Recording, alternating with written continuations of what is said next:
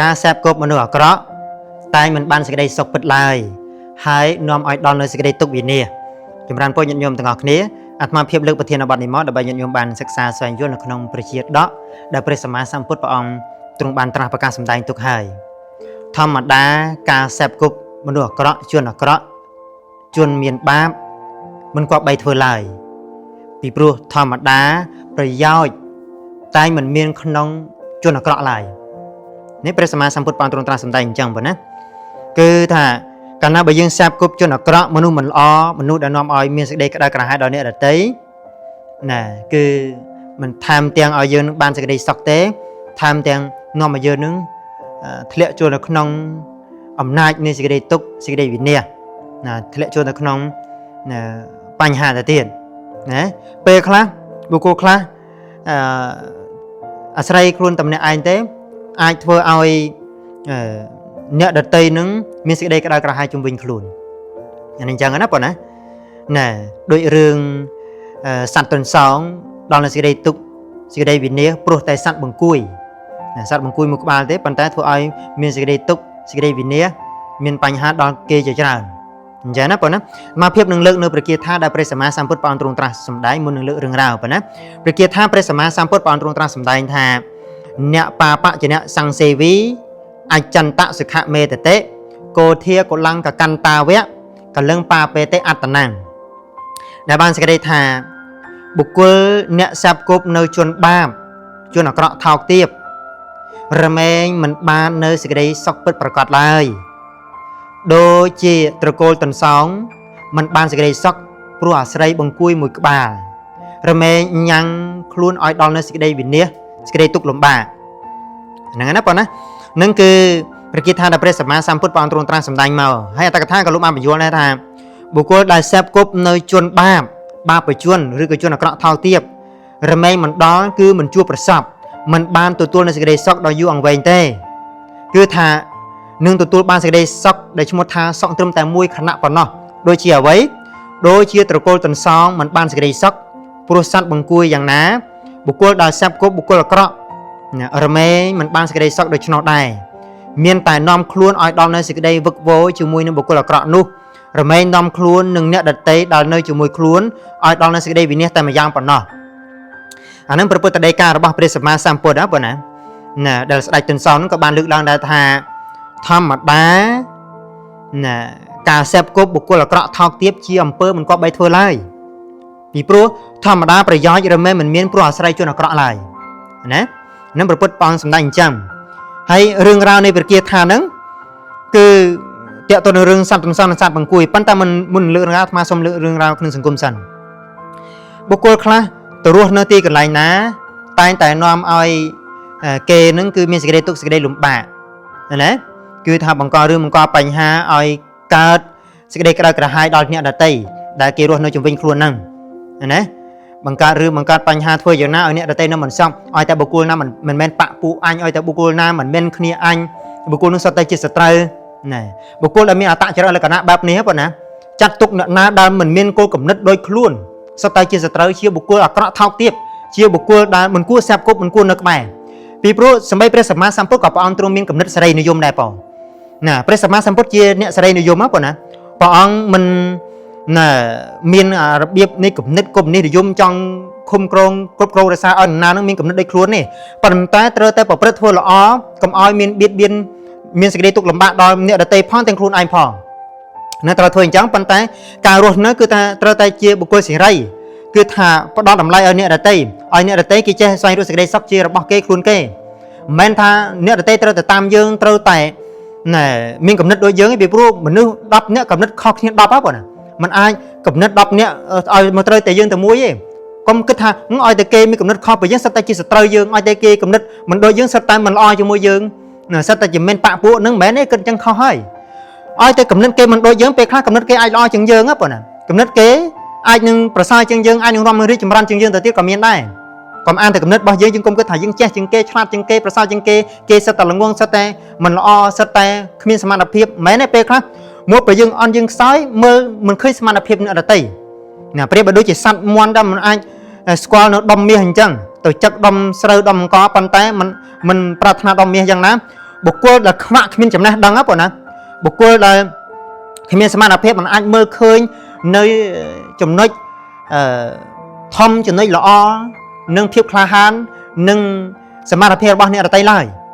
ណាចាអាត្មាភាពសូមលើកនៅរឿងរ៉ាវនៅក្នុងពុទ្ធសាសនាសម័យមួយនោះព្រះសម្មាសម្ពុទ្ធព្រះអង្គទ្រង់គង់នៅក្នុងវត្តវេលវ័នហើយព្រះអង្គទ្រង់ប្ររពរឿងភិក្ខុមួយអង្គដែលមិនស្ដាប់តាមការព្រាមប្រដៅរបស់ព្រះអង្គហើយតែងតែសាបគប់ខុសណាទៅសាបគប់ខុសមិនត្រូវហើយនាំឲ្យដល់សេចក្តីទុក្ខលំបាកដល់ទៅអ្នកដទៃទៅទៀតអញ្ចឹងណាបងណាក្នុងសម័យនោះណាព្រះអង្គក៏លើករឿងរ៉ាវអតីតកាលរបស់ព្រះអង្គដើម្បីយកមកព្រាមប្រដៅភិក្ខុនឹងថាកាលសម័យនោះមានសត្វតន្សងមួយណាមកក្រុមណាបងណាមានកូនតន្សងមួយហ្នឹងតែងតែទៅបលែងលេងជាមួយនឹងសត្វបង្គួយកាលមុននៅតូចជាមួយគ្នាចិត្តតែបលែងជាមួយគ្នាស្រួលចឹងទៅដល់ទៅយូរទៅតន្សងនឹងវាធំហើយដល់ទៅធំទៅក៏លូតទៅអបសត្វបង្គួយទៅវាដូចជាត្រូវថ្មភ្នំហ្នឹងមកសង្គ្រប់មកសង្កត់ទៅលើសត្វបង្គួយនឹងអញ្ចឹងសត្វបង្គួយហ្នឹងក៏មានចេតនាគិតថានឹងធ្វើបាបសត្វតន្សងនឹងវិញអញ្ចឹងណាបងណាតាមពិតទៅកូនតន្សងនឹងត្រូវបានព្រះបរមពុទ្ធិសត្វដែលជាស្ដេចសត្វតន្សងនឹងបានប្រាប់កូនតន្សងនឹងថាកូនមិនគប្បីទៅសាបគប់ទៅធ្វើសេចក្តីស្និទ្ធស្នាលជាមួយនឹងសត្វបង្គួយដែលជាសត្វថោកទាបឡើយពីព្រោះថាកាលណាបើកូនសាបគប់រឿយសេចក្តីទុក្ខសេចក្តីវិនាសនឹងកើតឡើងព្រោះអាស្រ័យសត្វបង្គួយនេះហើយកូននឹងព្រោះតែធ្លាប់លេងជាមួយចឹងទៅអត់ស្ដាប់ឪពុកនឹងទេគឺនៅតែមានសេចក្តីស្និទ្ធស្នាលចឹងទៅដល់សម័យថ្ងៃមួយកូនសត្វតន្សងនឹងធំពេញវ័យហើយចឹងទៅក៏លោតទៅអបណែសត្វបង្គួយនោះវាធ្ងន់ពេកព្រោះដូចជាថ្មនោះសង្កត់ពីលើដល់ពេលអញ្ចឹងទៅគឺថាប្រសិនតែបើជាយ៉ាងនេះតទៅសត្វតន្សងលូតអបអញអាត្មាអញទៅ2 3ថ្ងៃទៀតអាត្មាអញនឹងស្លាប់អញ្ចឹងត្រូវរកវិធីសាស្ត្រកម្ចាត់តកូលសត្វតន្សងហ្នឹងអញ្ចឹងទៀតហើយដល់តែអញ្ចឹងទៅទាំងតែកំណត់សត្វតន្សងហ្នឹងអត់មានកំណត់អាក្រក់ទេណាប៉ុន្តែអាត្មានិយាយបន្តិចកំណត់សត្វតន្សងហ្នឹងគឺកំណត់គឺថាទៅអបហ្នឹងគឺអបដើម្បីមានភាពស្និទ្ធស្នាលទេប៉ុន្តែដល់ដល់ពេលគេធ្វើអញ្ចឹងទៅខ្លួនឯងនេះវាមិនត្រូវអធិស្ឋានខ្លួនឯងដល់ត្រូវអធិស្ឋានចង់ទៅបៀតបៀនគេវិញណាអានេះអាត្មាភាពចង់លើកថាពេលខ្លះអ្វីដែលយើងគិតយើងធ្វើគិតថាឲ្យតែអ្នកដតីមិនមានគំនិតដូចយើងមិនធ្វើដូចយើងសិតតែគេសត្រូវមិនមែនទេណាសិតតែគេនឹងមិនមានបាក់ពួកមិនមែនទេគឺថាពេលខ្លះគំនិតគេល្អធ្វើល្អទៅជាមួយយើងប៉ុន្តែយើងអត់យល់អំពីគេអញ្ចឹងណាបងណាដល់អញ្ចឹងដល់សម័យថ្ងៃខែប្រាំងហ្នឹងក៏ជាពេលវេលាមួយនៃណែមេឃហ្នឹងត្រូវភ្លៀងលើកទី1បងណាដល់ពេលភ្លៀងនឹងលើកទី1មកសត្វមេភ្លៀងក៏វាចាញ់សត្វទាំងសងក៏ចាប់ផ្ដើមនំគ្នាចាញ់ដល់រកចំណៃហ្នឹងហើយពេលហ្នឹងក៏ពួកព្រានព្រៃហ៎បងណាព្រានព្រៃក៏បាននំគ្នាយកចប់ហើយនឹងនាំសំណក់ហ្នឹងទៅចូលព្រៃដើម្បីជីករកសត្វទាំងសងដល់ដល់ព្រៃចឹងទៅសត្វបង្គួយឃើញពួកព្រានក៏រត់ទៅរកសត្វព្រានព្រៃក៏អន់ក្បាលកងក់ចឹងទៅណានិយាយជាមួយនឹងសត្វព្រានព្រៃហ្នឹងថាអ្នកឯងទៅណាថាខ្ញុំមកព្រៃអញ្ចឹងខ្ញុំស្គាល់កន្លែងទីរស់នៅរបស់សត្វតន្សងអ្នកឯងចាំធ្វើតាមខ្ញុំនឹងបានសត្វតន្សងច្រើនអញ្ចឹងទៅព្រានព្រៃក៏ធ្វើតាមសត្វបង្គួយហ្នឹងថាឲ្យយកភ្លើងយកស្អីចឹងមកហើយគំនិតខ្លួននេះគឺថាអាត្មាឯងនឹងសម្រេចនៅគោលបំណងថ្ងៃនេះហើយនឹងធ្វើឲ្យសត្វតន្សងហ្នឹងស្លាប់ទាំងអស់ណាអញ្ចឹងដល់អញ្ចឹងទៅពួកព្រាននោះក៏បានធ្វើតាមយកចម្បាំងមកដុតឲ្យញុកទៅនឹងរួនហ្នឹងអញ្ចឹងទៅបន្ទាប់មកទៅក៏បានឲ្យឆ្កែហ្នឹងពាត់ជំវិញដើម្បីចាំចាប់នៅតន្សងទាំងអស់ហ្នឹងចាំចាប់ចាំໄວហ្នឹងប៉ុន្តែស្ដេចសត្វតន្សងឆ្លាតដែរបានធ្វើរូងរុនថ្មីមួយទៀតសម្រាប់ចេញភៀសខ្លួនណាសត្វតន្សងណាដែលមានសេចក្តីតក់ស្លុតភ័យគ្មានប្រាជ្ញាក៏រត់ចេញតាមអារុនដែលព្រាមព្រៃនឹងរងចាំដល់ពេលចេញមកត្រូវព្រាមព្រៃនឹងវាយសម្រាប់យុទ្ធកោអញ្ចឹងទៅដល់ពេលសត្វតន្សងណាដែលគ្មានសេចក្តីភ័យតក់ស្លុតស្លន់ស្រោក៏តាមស្ដេចសត្វតន្សងនឹងរត់គេចខ្លួនបានអញ្ចឹងទៅចាណាបងណាអញ្ចឹងក្នុងរឿងនេះគឺចង់លើកឡើងមកថាព្រោះតែអាស្រ័យសត្វបង្គួយហ្នឹងធ្វើឲ្យសត្វទាំងសងទាំងអស់ដល់នឹងសេចក្តីវិនាសអញ្ចឹងណាបងណាអញ្ចឹងបានព្រះអង្គលើកឡើងថាណែធម្មតាការសាបគប់បុគ្គលអាក្រក់ជាអំពើមិនគប្បីធ្វើឡើយណែពីព្រោះអីពីព្រោះប្រយោជន៍រមែងមិនមានព្រោះអាស្រ័យជនអាក្រក់ឡើយណែអត់មានបានប្រយោជន៍អត់មានបាននាំឲ្យរីកចម្រើនទេអ្នកខ្លះគិតតែខ្លាញ់អស់ចាគិតតែខ្លួនឯងនឹងគ្រាន់បើប៉ុន្តែមកនៅទីកន្លែងណាធ្វើអីទីកន្លែងណាហើយអត់ដែលឃើញទីកន្លែងនឹងរីកចម្រើនទេថែមទាំងធ្វើទីកន្លែងនឹងរឹតតែដុនដាបទៅទៀតរឹតតែអស់មនុស្សជុំវិញខ្លួនរឹតតែគ្មានអ្នកសាបគប់រឹតតែ អ្នកដែលជួយកិច្ចការងារចឹងទៅប៉ុណ្ណឹងហើយនៅថាខ្លួនឯងខ្លាំងទៀតណាអាហ្នឹងតាមពិតទៅយើងមើលថាបើយើងមិននៅទីកន្លែងណាស្រាប់តែមានគេស្រឡាញ់រាប់អានច្រើនហើយមានគេចូលច្រើនលើសដើមអាហ្នឹងបានគេហៅថាយើងខ្លាំងប៉ុន្តែបើសិនតែរឹតតែអស់មនុស្សរឹតតែអស់អ្នកស្និទ្ធស្នាលអស់អ្នកនៅក្បែរអស់អ្នកទុកចិត្តអាហ្នឹងមានន័យថាយើងអន់ណាស់ចឹងណាបងណាបានព្រះអង្គលើកគាថានឹងថាអ្នកបាបជាអ្នកសង្សេវីអចិន្តសុខមេតតេកោធាកលង្កកន្តាវៈកលឹងបាបេតេអត្តណੰដែលបានសេចក្តីថា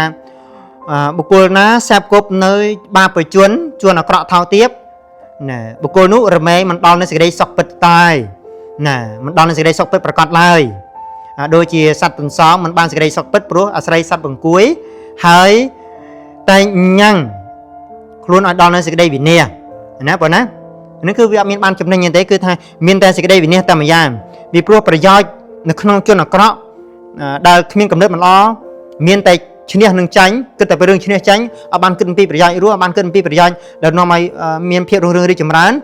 គឺថានឹងធ្វើឲ្យអ្នកដទៃជុំវិញខ្លួននឹងគឺដល់នៅសេចក្តីទុក្ខលំបាកទាំងបៀតបៀនខ្លួនឯងទៀតផងធ្វើខ្លួនឯងក្តៅក្រហាយនឹងទៀតផងចាំអាត្មាភាពលើប្រធានបទនេះមកដើម្បីញាតិញោមបានសិក្សាស្វែងយល់ថាអ្នកណាក៏ដោយដែលមិនមានគំនិតដូចយើងមិនបានគិតដូចយើងអ្នកហ្នឹងមិនមែនជាសត្រូវយើងទេណាបងណាពេលខ្លះយើងគួរតែស្ដាប់គំនិតមនុស្សជំនាញខ្លួនឲ្យច្រើនហើយរៀនកែពីព្រោះយើងពេលខ្លះមានចំណុចខ្វះខាតច្រើនគេ10នាក់គេមើលមកឃើញចំណុចខ្វះខាតយើងពេលខ្លះយើងម្នាក់យើងមានចំណុចខ្វះខាត9ប៉ុន្តែគេ10នាក់គេមើលឃើញហើយគេចង់ជួយបន្ថែមចំណុចខ្វះខាតរបស់យើងពេលខ្លះយើងអត់ទទួលយកហើយថែមទាំងគិតថាគេជាសត្រូវអត់មាននរណាម្នាក់ជាសត្រូវយើងទេឲ្យតែយើងធ្វើការងារដោយបើកចិត្តឲ្យទូលាយហើយកុំគិតថាមានបាក់មានពួកឲ្យតែយើងបើកចិត្តឲ្យទូលាយហើយកែតម្រូវនៅចំណុចខ្វះខាតរបស់យើងដោយឈានទៅមុខអានឹងគឺថានឹងនាំឲ្យរុងរឿងរីកចម្រើនសម្បូរមិត្តសម្បូរអ្នកទុកចិត្តឲ្យធ្វើការងារជាមួយអញ្ចឹងតែចឹងមកភាពលើប្រធានបទនេះមកមានប្រមាណប៉ុណ្ណេះស្មារតីព្រះវិខុសន្តិធម្មទេពច័ន្ទសរិនសូមលើកបនកុសលទាំងអស់ប្រគិនប្រការណាប្រគុណម្ចាស់គ្រប់ព្រះអង្គនឹងចែកជូនដល់ញោមប្រុសស្រីគ្រប់គ្នាសូមបានជាបនិស័យនៃការរួចផនិច្ចទុកគ្រប់អង្គគ្រប់គ្នាប៉ុណ្ណាអនុមោទនា